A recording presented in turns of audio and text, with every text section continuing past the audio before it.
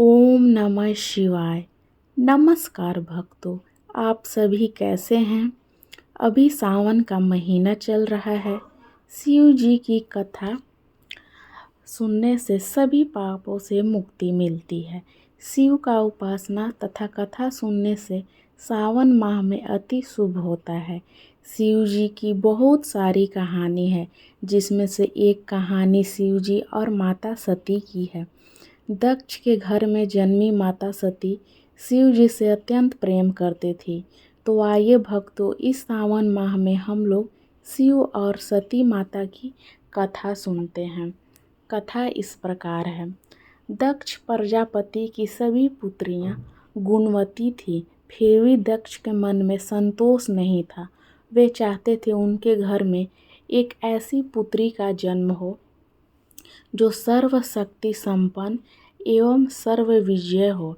अतः दक्ष एक ऐसी ही पुत्री के लिए तप करने लगे। तप करते करते अधिक दिन बीत गए तो भगवती आद्या ने प्रकट होकर कहा, मैं तुम्हारे तप से प्रसन्न हूँ। तुम किस कारण तप कर रहे हो दक्ष। दक्ष ने तप करने का कारण बताया तो माँ बोली, मैं स्वयं पुत्री के रूप में तुम्हारे यहाँ जन्म धारण करूँगी। मेरा नाम सती होगा।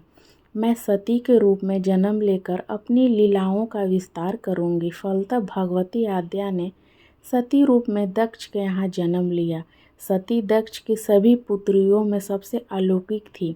सती ने बाल्यावस्था में ही कई ऐसे अलौकिक आश्चर्यचकित करने वाले कार्य कर दिखाए, जिन्हें देखकर स्वयं दक्ष को भी विस्मयता होती थी। तब सती विवाह योग्य हुई तो दक्ष को उनके लिए वर की चिंता होने लगी। उन्होंने ब्रह्मा जी की इस विषय में परामर्श किया। ब्रह्मा जी ने कहा, सती आद्या की अवतार है। आद्य शक्ति और शिव आदि पुरुष है। अतः सती के विवाह के लिए शिव ही योग्य और उचित वर है। दक्ष ने ब्रह्मा जी की बात मानकर सती का विवाह भगवान शिव के साथ कर दिया। सती कैलाश में जाकर भगवान शिव के साथ रहने लगी। भगवान शिव के दक्ष के दामाद थे, किंतु किसी वजह से दक्ष के हृदय में भगवान शिव के प्रति बैर और अविरोध भाव पैदा हो गया। एक बार देवलोक में ब्रह्मा ने धर्म के निरूपण के लिए एक सभा का आयोजन किया। सभी बड़े बड़े देवता सभा में एकत्रित हुए। भगवान शिव भी इस सभा में बैठे थे। सभा मंडल में दक्ष का आगमन हुआ।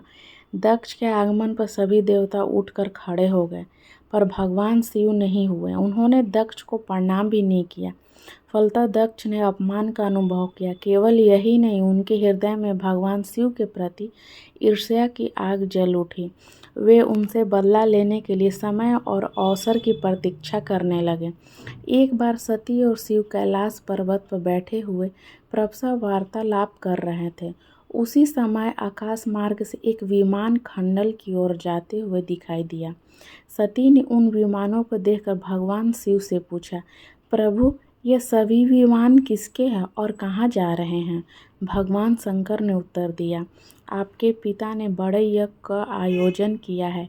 समस्त देवता और देवगण इन विमानों को बैठकर उसी यज्ञ में सम्मिलित होने के लिए जा रहे हैं।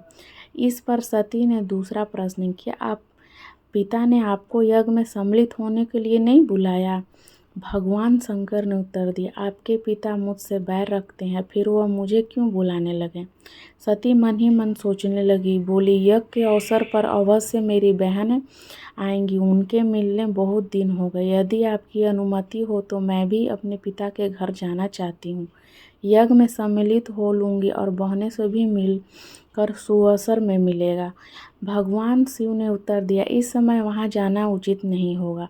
आपके पिता मुझसे बैर रखते, हो सकता है आपका भी अपमान करें। बिना बुलाए किसी के घर जाना उचित नहीं होता। इस पर सती ने प्रश्न किया, ऐसा क्यों। भगवान शिव ने उत्तर दिया, विवाहिता लड़की को बिना बुलाए पिता के घर नहीं जाना चाहिए, क्योंकि विवाह हो जाने पर लड़की अपने पति की हो जाती है। पति के घर का उसका संबंध टूट जाता है। इसीलिए पीहर जाने के लिए हट करती रहीं, अपनी बात पर बात दोहराती रहीं। उनकी इच्छा देखकर भगवान शिव ने पीहर जाने की अनुमति दे दी। उनके साथ अपना एक गण भी साथ में भेज दिया। उस गण का वीरभद्र नाम था। सती वीरभद्र के साथ अपने पिता के घर गई। घर में सती किसी ने प्रेम पूर्वक वार्तालाप नहीं किया। दक्ष ने उन्हें देखकर कहा, तुम यहाँ क्या मेरा अपमान कराने आई हो? अपनी बहनों को तो देखो, वह किस प्रकार भांति भांति अलंकारों और सुंदर वस्त्रों से सुसज्जित है। तुम्हारे शरीर पर मात्र बाघंबर है। तुम्हारा पति शमशानी और भूतों का नायक है। वह तुम्हें बाघंबर छोड़कर और पहना ही क्या सकता है? दक्ष के कथन से सती के हृदय में पश्चाताप का सागर उमड़ पड़ा। वे सोचने लगी, उन्होंने वहां आकर अच्छा नहीं किया। भगवान ठीक ही कह रहे थे, बिना बुलाए पिता के घर नहीं जाना चाहिए। पर अब क्या हो सकता है, अब तो आ ही गई हूँ। पिता के कटु अपमानजनक शब्द सुनकर सती मौन रही। वे उस यज्ञ मंडल में गए और वहां सभी देवता और ऋषि मुनि बैठे थे तथा यज्ञ कुंड में धू धू करती हुई जलती हुई अग्नि आहुति डाली जा रही थी। सती ने यज्ञ मंडप में सभी देवताओं के तो भाग देखे, किंतु भगवान शिव का भाग नहीं देखा। वह भगवान शिव का भाग न देखकर अपने पिता से बोली, पितृश्रेष्ठ, यज्ञ में तो सबके भाग दिखाई पड़ रहे, किंतु कैलाशपति का भाग्य नहीं है। आपने उनका भाग क्यों नहीं रखा? दक्ष ने गर्व से उत्तर दिया, मैं तुम्हारे पति शिव को देवता नहीं समझता, वो तो भूतों का स्वामी है, नग्न रहने वाला और हड्डियों की माला धारण करने वाला है। वो देवताओं की पंक्ति में बैठने योग्य नहीं, उसे कौन भाग देगा? सती के नेत्र लाल हो गए। उनका मुखमंडल प्रलय के सूर्य की भांति तेजोवत हो उठा। उन्होंने पीड़ा से तिलतिलाते हुए, ओह, इन शब्दों को कैसे सुन रही हूँ मैं? धिक्कार है देवताओं, तुम्हें धिक्कार है। तुम भी उन कैलाशपति के लिए शब्दों को कैसे सुन रहे हो जो मंगल के प्रतीक हैं और जो क्षण में मात्र संपूर्ण सृष्टि को नष्ट करने की शक्ति रखती है। वह मेरे स्वामी हैं। नारी के लिए उसका पति ही स्वर्ग होता है। जो नारी अपने पति का अपमानजनक शब्द को सुनती है, उसे नरक में जाना पड़ता है। पृथ्वी सुनो, आकाश सुनो और देवताओं भी सुनो। मेरे पिता ने मेरे स्वामी का अपमान किया। मैं एक क्षण भी जीवित नहीं रहना चाहती। सती अपने कथन को समाप्त करते हुए यज्ञ के कुंड में कूद पड़ी। जड़ती हुई आहुतियों के साथ उनका शरीर भी जलने लगा। यज्ञ मंडप में खलबली पैदा हो गई, हाहाकार मच गया।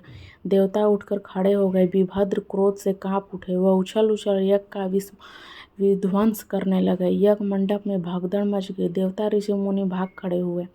वीरभद्र ने देखते देखते दक्ष का मस्तक काट कर फेंक दिया। समाचार भगवान शिव के कानों में पड़ी। वह प्रचंड आंधी के भांति खनखल पहुँचे और सती के जले हुए शरीर को देखकर भगवान शिव ने अपने आप को भूल गए। सती के प्रेम और उनकी भक्ति ने शंकर के मन को व्याकुल कर दिया। जिन्होंने काम पर भी विजय प्राप्त किया था और जो सारी सृष्टि को नष्ट करने की क्षमता रखती हुए सती के प्रेम में खो बेसुध हो गए। भगवान शिव ने उन्मत्त की भांति सती के जले हुए शरीर को कंधे पर रख लिया और वे सभी दिशाओं में भ्रमण करने लगे। शिव और सती के इस अलौकिक प्रेम को देखकर पृथ्वी रुक गई, हवा रुक गई, जल का प्रवाह ठहर गया और रुक गई देवताओं की सांसें। सृष्टि व्याकुल हो उठी। सृष्टि के प्राणी पुकारने लगे, त्राहि माम, त्राहि माम। भयानक संकट की उपस्थिति देखकर सृष्टि के पालक भगवान विष्णु आगे बढ़े। वे भगवान शिव की बेसुधी में अपने चक्र से सती के एक एक अंग को काट कर गिराने लगे। धरती पर 51 स्थानों में सती के अंग कटकर गिरे। जब सती के सारे अंग कटकर गिरे तो भगवान शिव पुनः अपने आप में आ गए। जब वह अपने आप आए तो पुनः सृष्टि से सारे कार्य चलने लगे। धरती पर जिन 51 स्थानों पर सती के अंग कट कट के गिरे थे, वही स्थान आज शक्तिपीठ माने जाते हैं। आज भी उन स्थानों में सती का पूजन होता है, उपासना होती है। धन्य हो शिव और सती का प्रेम। शिव और सती के प्रेम उन्हें अमर अवंदनीय बना दिए। जय बोलो माता सती की जय, भोलेनाथ शिव शंकर की।